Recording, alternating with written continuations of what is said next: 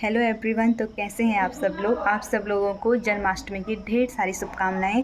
अभी हम मंदिर होके आ गए हैं, तो थोड़ा सा टाइम है, तो क्यों ना मैं एक छोटी सी वीडियो बना लूँ आप लोगों के लिए। तो जितना भी मैंने अभी तक वीडियो बनाई है, अगर जिसने भी देखी होगी, तो अगर इससे समझ में आ रहा है या मेरा पढ़ाया हुआ समझ नहीं भी आ रहा है, तो आप लोग मुझे कमेंट कर सकते हैं या मुझे बता सकते हैं कि मैं कैसे पढ़ाऊँ, या मतलब जिस चीज़ की कमी है, या किसी को किसी और टॉपिक पे वीडियो चाहिए तो मुझे कमेंट करना। मैं ज़रूर आप लोगों के लिए वीडियो बनाऊंगी, क्योंकि मेरे पास मतलब बनाने का टाइम है, और अगर किसी को चाहिए नोट्स तो मैं बना सकती हूँ। तो आप मुझे कमेंट करके ज़रूर बताना। तो चलते हैं एक नई वीडियो के साथ और एक नए टॉपिक। तो आज हम पढ़ेंगे वृद्धि एवं विकास में वंशानुक्रम एवं वातावरण का प्रभाव। कि जो वृद्धि होती है, विकास होता है, उसमें जो हमारा वंश होता है, वंशानुक्रम होता है, या हमारा जो वातावरण होता है, आसपास का वातावरण है, आसपास के लोग हैं, हमारा समाज है, उसका क्या प्रभाव पड़ता है, हम उसको देखेंगे। तो इसमें सबसे पहले हम बाल विकास के सिद्धांत पढ़ते हैं। इसमें बहुत सारे सिद्धांत हैं, तो इसमें एक एक करके आप देखो। निरंतरता का सिद्धांत, वैयक्तिक अंतर का सिद्धांत, विकास क्रम की एकरूपता, वृद्धि एवं विकास की गति दर एक सी नहीं होती। मतलब जो वृद्धि और विकास होता है, उसकी गति की जो दर होती है, मतलब वृद्धि एक अलग तरीके से होता है और विकास एक अलग तरीके से होता है। वृद्धि एक समय में क्या होती है, रुक जाती है, और जबकि जो विकास होता है वो निरंतर चलता रहता है। हमें पिछली वीडियो में पढ़ा था कि विकास की दर क्या होती है, हमेशा बढ़ती ही रहती है, वो निरंतर चलती ही रहती है। जब तक हमारा जीवन है तब तक हमारे अंदर क्या होता है, विकास होता रहता है, परिवर्तन होता रहता है। निश्चित तथा पूर्व कथनीय प्रतिरूप का सिद्धांत, वंशानुक्रम तथा वातावरण की अंतःक्रिया का सिद्धांत, चक्राकार प्रगति का से विशेष की ओर जाता है। जो विकास होता है वो क्या होता है, सामान्य से विशेष की ओर जाता है। परस्पर संबंध का सिद्धांत, विकास की दिशा का सिद्धांत, विकास लंबवत सीधा न होकर के क्या होता है, वर्तुलाकार होता है। वृद्धि और विकास की क्रिया वंशानुक्रम और वातावरण का संयुक्त परिणाम है। क्योंकि इसमें क्या होता है, वृद्धि और विकास में वंशानुक्रम और वातावरण दोनों का ही प्रभाव पड़ता है। कुछ चीज़ें हमारे पास हमारे वंशों से चली आती हैं, जिससे हम क्या करते हैं, पर्यावरण में रह के या तो उसमें परिवर्तन हो सकता है या हमें कुछ उसमें बदलाव कर सकते हैं। एकीकरण का सिद्धांत, विकास की भविष्यवाणी की जा सकती है कि हाँ, इसका अगर किसी का बैकग्राउंड अच्छा है तो हम उसके बारे में कहते हैं ना, हाँ इसका भविष्य ऐसा होगा, या पढ़ने में कोई ऐसा है तो बोल सकते हैं कि हाँ इसका भविष्य ऐसा होगा। तो इसमें क्या की जा सकती है, भविष्यवाणी की जा सकती है। समन्वय का सिद्धांत। तो ये सब विकास के क्या हैं, सिद्धांत हैं। ये आपको याद करने हैं और एक एक करके आप पढ़ेंगे तो आपको याद भी हो जाएगा। तो आप पढ़ते हैं, वंशानुक्रम और वातावरण का क्या प्रभाव पड़ता है। जो वंश होता है ना, कुछ चीज़ें हमारे पास क्या होती हैं, वंश से ही आती हैं। ठीक है, वंश से मतलब जैसे हो गया कि किसी की आइज़ ब्राउन होती हैं, या किसी पे कुछ निशान होते हैं, या कुछ भी चीज़ होता है। कुछ चीज़ें हमारे पास क्या होती हैं, वंशानुक्रम होती हैं, जो वंश से चली आती हैं। आनुवंशिकता से तात्पर्य। तो चलते हैं आगे, अब पढ़ते हैं हम आनुवंशिकी तथा वातावरण का क्या प्रभाव पड़ता है। मतलब जो हमारा वंश होता है उसका हम पे क्या प्रभाव पड़ता है, या वातावरण का क्या प्रभाव पड़ता है। जो आनुवंशिकता होती है, इसका तात्पर्य है कि शारीरिक एवं मानसिक गुणों के संचरण से होता है, जो माता पिता से बच्चों में आता है। ठीक है, मतलब जो अगर हमारा वंश है, हमारे कुछ चीज़ें हमारी मम्मी से हमें आती हैं, कुछ चीज़ें हमारे पापा से हमें आती हैं। तो जब माता पिता के दोनों गुण मिक्स हो जाते हैं, तो कुछ कभी आपने देखा होगा, बोलते हैं ना, ये अपने दादा की जैसे है, या अपने बुआ के जैसा है, या ये अपने नाना के जैसा है, मामा के जैसा है इसकी, या बच्चों की कुछ चीज़ें इसकी जैसे लगती हैं या उसकी जैसे लगती हैं। तो ये वंश का ही एक क्रम चलता है। वंशाणु की जो आनुवंशिकी है, जो वंश है, उससे ही चला आता है, उससे हमें हमारे ऊपर क्या पड़ता है, प्रभाव पड़ता है। क्योंकि हमारा एक वंश है, कुछ चीज़ें हमारे पुश्तैनी से चली आती हैं। कई परिवार में ऐसा होता है कि कुछ नियम होते हैं जो पुराने से चलते आ रही हैं और नई पीढ़ी भी उसको निभाती है। या कुछ चीज़ें ऐसी होती हैं, जैसे किसी के बाल होते हैं वो ब्राउन होते हैं, या किसी के डार्क ब्लैक होते हैं, या किसी की आइज़ ब्राउन, या किसी के पैरों की उंगलियां दो छोटी सी होती हैं, या किसी के ऐसे करके क्या होती है, ये वंश से ही है। क्योंकि एक की है दूसरे की है, वो अगली अगली पीढ़ी पर चलता रहता है। तो ये क्या है, एक वंश का प्रभाव है। ठीक है, वातावरण से तात्पर्य है कि व्यक्ति में उन सभी तरह के उत्तेजनाओं से होता है जो गर्भधारण से मृत्यु तक उसे प्रभावित करती हैं। मतलब वातावरण वो है जो व्यक्ति में क्या होता है, जो भी हमारे अंदर हमारी इच्छाएं होती हैं, या हम कुछ चीज़ करना चाहते हैं, जब हम पैदा होते हैं उस टाइम से ही हमें क्या होता है, एक परिवर्तन आना शुरू हो जाता है। जब बालक छोटा होता है और धीरे धीरे बड़ा होता है तो उसमें बहुत सारे परिवर्तन होते हैं। ठीक है, आगे पढ़ते हैं।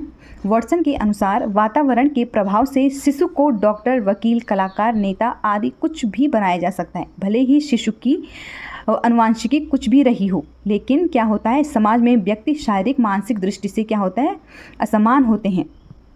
अब देखो वाटसन ने क्या कहा कि जो वातावरण का प्रभाव होता है उसमें क्या होता है, हम बच्चे को एक अच्छा वातावरण दे सकते हैं, इन्वायरमेंट दे सकते हैं कि बच्चे की पढ़ाई अच्छे से होगी तो वो क्या करता है समाज में रह के ही कुछ बनेगा। अगर हम लोग हैं तो हमें अगर वैसा पर्यावरण ना मिला होता या हमारा फैमिली बैकग्राउंड या हमें कोई सपोर्ट नहीं करता, हमारे आसपास का माहौल पढ़ाई वाला नहीं होता तो क्या हम पढ़ पाते? नहीं पढ़ पाते ना। इसलिए एक समाज में रह के वातावरण को मतलब वातावरण मिल के ही एक बच्चा क्या कर सकता है, कुछ बन सकता है, डॉक्टर बन सकता है, वकील, कलाकार, कुछ भी जो भी आप बनना चाहते हो एक अच्छे माहौल में रह के ही बन सकते हो। ठीक है, वाटसन ने कहा कि अनुवांशिकी चाहे कुछ भी रही हो, लेकिन जो शारीरिक और मानसिक दृष्टि होती है वो समाज में रह के ही बच्चे की परिवर्तन हो सकती है। ठीक है, जो दिमाग है कुछ तो गॉड गिफ्टेड होते हैं, लेकिन कुछ अगर किसी में सुधार है तो वो पर्यावरण, अपने आसपास का माहौल, उससे भी परिवर्तन बहुत कुछ होता है। तो हमारे आसपास का ही तो माहौल पर्यावरण है, तो उससे भी बहुत सारे परिवर्तन होते हैं। ठीक है, शिक्षा में वंशानुक्रम तथा वातावरण की महत्ता, मतलब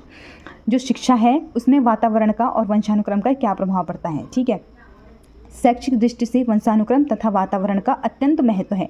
वंशानुक्रम को परिवर्तन नहीं किया जा सकता। जो वंशानुक्रम में अगर हमारे शरीर में या हमारे अंदर अगर वंश से कुछ चलता आ रहा है तो उसमें परिवर्तन नहीं किया जा सकता।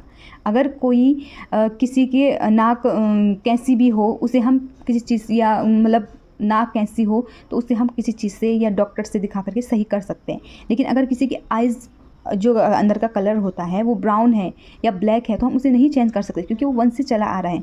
या किसी के बाल जो हैं वो नेचुरली ब्राउन हैं, भले आजकल कलर आ गए हैं, लेकिन अगर नेचुरली ब्राउन है उनमें तो परिवर्तन हो सकता है, लेकिन वो अगर एक बार तो कलर धुल जाएगा लेकिन फिर भी वो क्या हो जाएंगे, ब्राउन ही होंगी, तो उनमें परिवर्तन नहीं किया जा सकता। ठीक है, विकास के लिए उचित वातावरण प्रदान किया जा सकता है ताकि उसका सर्वांगीण विकास हो सके। ठीक है, जो वंशानुक्रम में होता है वो ध्यान में रखकर ही बालक को क्या किया जाता है, विकास के लिए उचित वातावरण प्रदान किया जा सकता है ताकि उसका सर्वांगीण विकास क्या हो, अच्छे से हो पाए। मतलब उसका शारीरिक, मानसिक, बौद्धिक जो भी जितना भी विकास होता है, पूरे शरीर का जो विकास है, दिमाग से लेकर के शारीरिक, मानसिक और बौद्धिक जो होता है वो पूर्ण रूप से हो सके, संपूर्ण तरीके से विकसित हो सके, इसलिए उसे एक अच्छा वातावरण मिलना बहुत ज़रूरी है।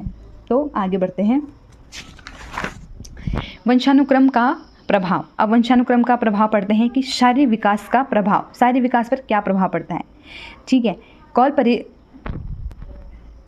तो आगे पढ़ते हैं शारीरिक विकास का प्रभाव। कॉल परिसर ने कहा है कि यदि माता पिता की लंबाई कम या ज़्यादा होगी तो बच्चों की भी कम या ज़्यादा हो सकती है। उसने क्या कहा, कॉल परिसर ने क्या कहा कि अगर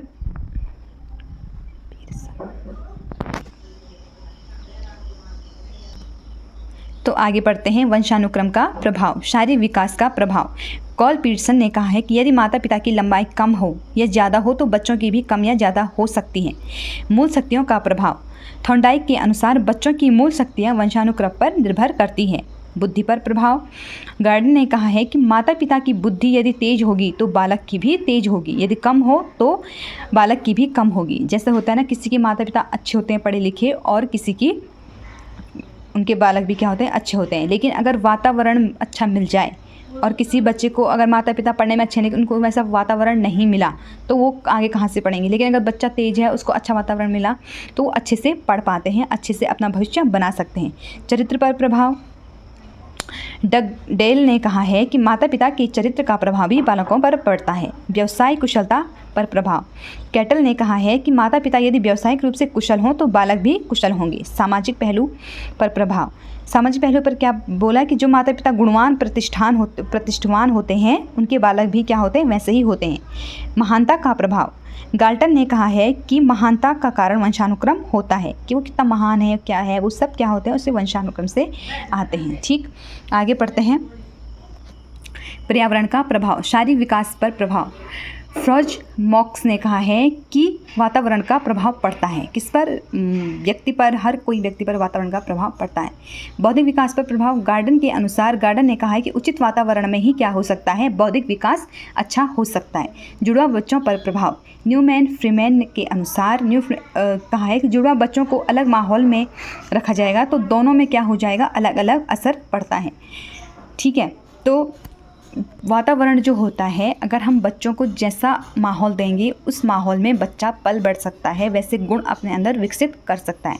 इसलिए जो वंशानुक्रम है और वातावरण है, दोनों का ही एक व्यक्ति पर, या जो भी व्यक्ति बचपन से लेकर बड़ा हो रहा है, या जो समाज है, जितने भी व्यक्ति होते हैं, या हम हैं या आप हैं, सब में क्या पड़ता है, वंशानुक्रम का और वातावरण का समान रूप से प्रभाव पड़ता है। ठीक है, तो आप देख सकते हैं कि जितने भी परिभाषाएं हैं, या ये किसने कहा था, वो किसने कहा था, ये सब पेपर में आता है। तो आप ध्यान से देखना, मैं PDF भी आप लोगों को शेयर करूँगी।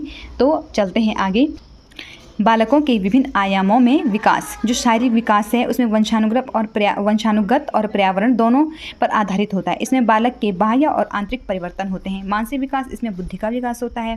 संवेगात्मक विकास, ये भाव जो व्यक्ति के व्यवहार को प्रभावित करते हैं, जैसे उसमें क्रोध आ सकता है, प्यार, गुस्सा आदि जो भी है वो सब आता है। सामाजिक विकास, किशोर की रुचि परिवार से हटकर बाहरी वातावरण में ज़्यादा होने लगती है। भाषाई विकास, इसमें मानसिक विकास महत्वपूर्ण भूमिका निभाता है। जन्म से बालक सीखने लगता है और प्रारंभ में बालक अनुकरण करके सीखता है। मनोगत्यात्मक विकास, क्रियात्मक विकास भी कहा जाता है। इसमें बालक गति करना सीखता है, या गति के कारण ही सीखता है, गति करके सीखता है। तो अगर आपको यहाँ तक समझ में आ गया तो आप यहाँ तक पढ़िए। कल मिलते हैं एक नेक्स्ट वीडियो में और एक नए टॉपिक के साथ। Thank you for watching.